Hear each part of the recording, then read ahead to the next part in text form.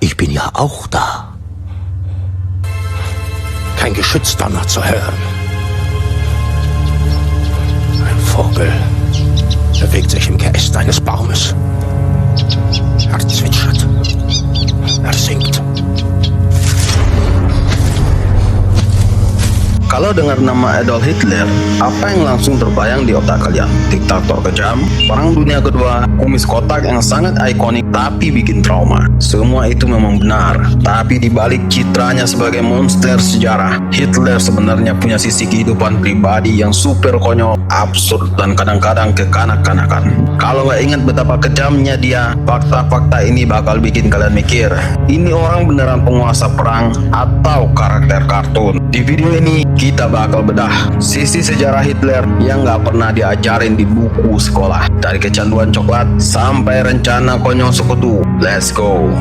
Pertama, pecandu gula dan seniman gagal. Mari kita bahas krisis jati diri seorang Hitler muda. Sebelum jadi diktator, Hitler itu sebenarnya pengen jadi seniman. Dia pernah 2 kali mendaftar di Academy of Fine Art Vienna dan dua-duanya ditolak. Tim pengujinya bilang, "Mas, lukisanmu monoton banget, mending kamu jadi arsitek aja."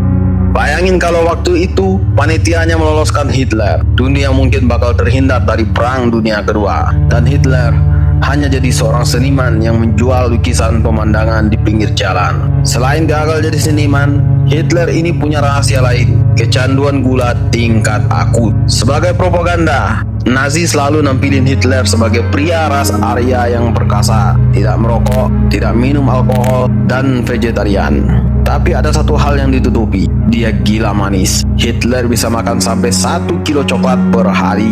Dia bahkan suka masukin gula ke dalam gelas anggur merahnya. Bayangin, anggur merah pakai gula. Rasanya kayak Marimas wine kali ya. Yang kedua, masalah pencernaan dan dokter gila. Masuk ke segmen kedua, dan ini makin aneh. Di balik pidatonya yang meletup-letup, Hitler ternyata punya penyakit yang bikin dia sangat menderita. Kentut terus-terusan dan perut kembung kronis. Ya, karena dia vegetarian dan dietnya agak kacau, pencernaannya hancur.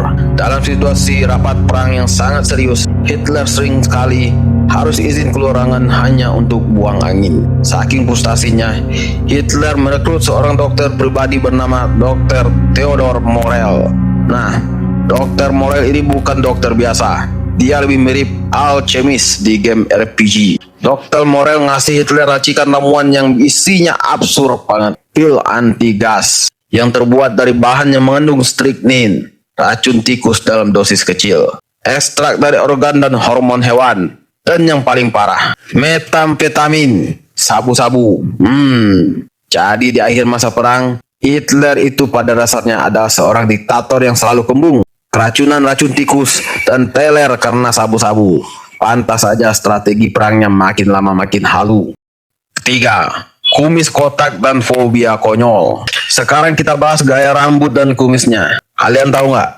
Kumis khas Hitler yang dinamai toothbrush mustache itu sebenarnya tidak sengaja.